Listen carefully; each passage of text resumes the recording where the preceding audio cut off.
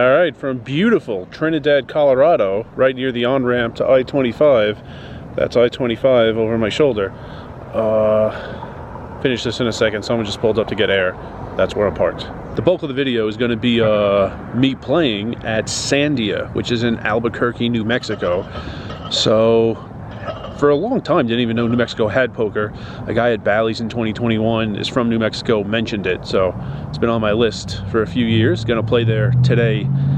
So yeah, first time I've ever been there. Of course, first time I'm showing it on the channel. I'll get all the information I can, rake, promos, etc., buy-ins, stakes, also all the pictures I can, and the bulk of today's video, even though it's another leg of the road trip, is gonna be just giving you a lot of information about the Sandia Casino and its poker room, although stay tuned for the end, because of course I'm going to show you the map from La Junta, Colorado to Albuquerque, New Mexico.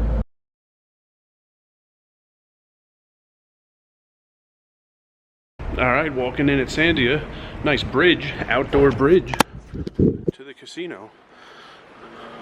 I mean, that's parking spots right there. This open outdoor feel, there's a breeze. It's kind of cool. Alright, I'm on lists. The 1-3 no limit and the 4-8 Omaha 8. 2 tables going of each. If you're curious, the 4-8 Omaha 8 is a main game and a must move. The no limits are just both main games. In the meantime, walking around, there is a hot foods and barbecue expo of sorts going on. I would go in and walk around, but just to get past the security guards, you have to pay for a ticket. I don't care that much to pay to walk around and look at food. And just gonna head back over to the poker room. I don't know if I could hear the announcement in the whole casino. That's uncommon, although it happens sometimes, so gotta get back over to the poker room so I hear my name. All right, found the poker room eventually. It is its own room, poker sign on the outside. I know the picture's blurry, the pictures get better. While I was waiting for a seat, sat at this empty table, and you see the felt on the inside and the rail on the outside. Love these types of tables, although more on this later. And I don't play on these types of tables often, but more on this later. While I was waiting, also got a picture of the rest of the room. Nice, spacious, I don't know, they're like, didn't really count. 12 to 15 tables, something like that. Did eventually, while I was walking around, because I was kind of far down the list, found where the drinks are, Coke products, but some interesting juices on the other side, and Mr. Pibb Extra, whatever that is. Also, hot chocolate coffee, and if you're into coffee drinks, you probably understand what this machine does. I wasn't really following it, but I got a picture for everybody. Kept walking around and saw that the National Fiery Foods and Barbecue Show was in town.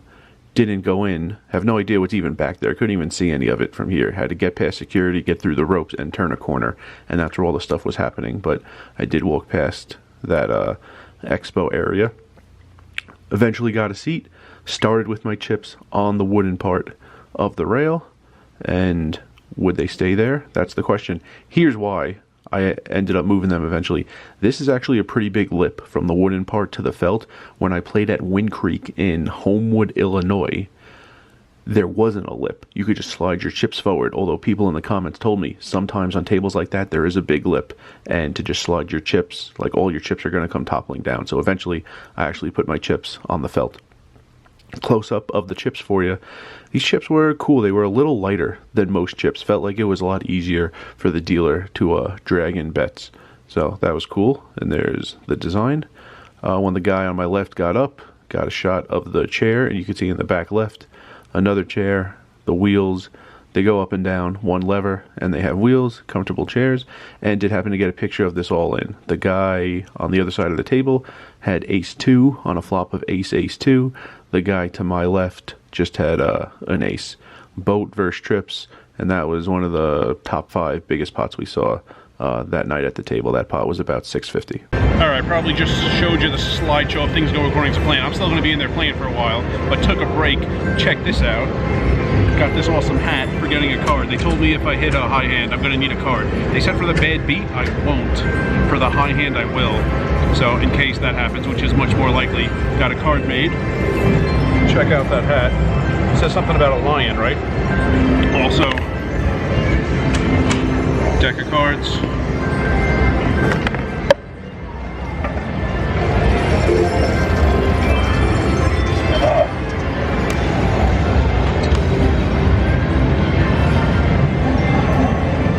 chapstick that just fell on the floor.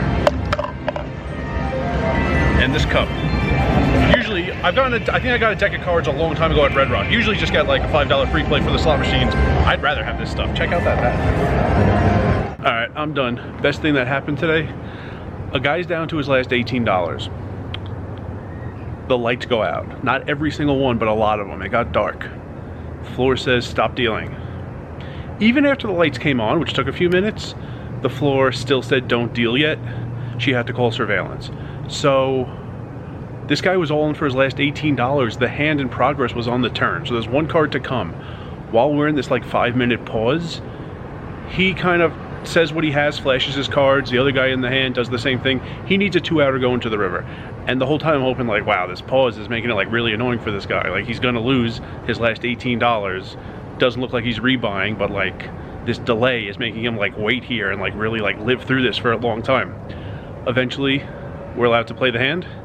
He hits his 2-outer and then won several more all-ins and got up to over 650. Just left, he has about 500. So that was pretty cool. While I look for my car, other things, 1-3 is the most popular game. 4 games going of it as I leave.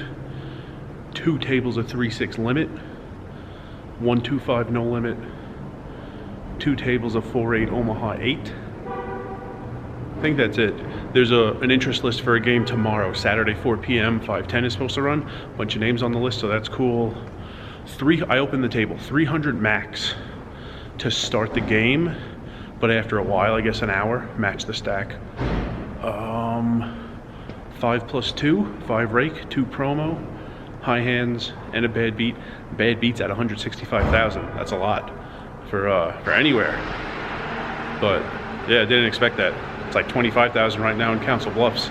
Aces full of kings, needs to lose. That's the minimum. Anything else? Anything else? I don't know if there's anything else. I'll kind of vamp and put it on the screen. I don't remember, and my hands are full with this awesome cup and cards and chapstick. So any other info is on the screen right there, and I'm gonna find my car. Pretty sure it's in this row, and head out. Ran into Eli, giving him a shout out. We played at Sahara and Bally's in Vegas. You probably call it Horseshoe. Also, shout out to Angelica. Seen her before in Vegas. Formally met today. As long as I'm giving shout outs, a shout out to the guy I played with in Council Bluffs who's from Queens. We had a lot of people at the table from New York one night, and that guy said, "You have a channel, don't you?" We were very far away at the table. We didn't really talk much, but he said that, and I think that's going to be it. Tomorrow, I might play the other room, the other casino that has poker here in the Albuquerque area. We shall see. Okay, start point of this road trip, New York on the East Coast, ending in Las Vegas, Nevada. But today, focusing on this part of the map, like southern Colorado and winding up in pretty much central New Mexico. Here it is zoomed in, left La Junta, Colorado, wound up in Albuquerque, New Mexico, and that drive, about 330 miles, about 530 kilometers. The drive took very close to 5 hours without stopping.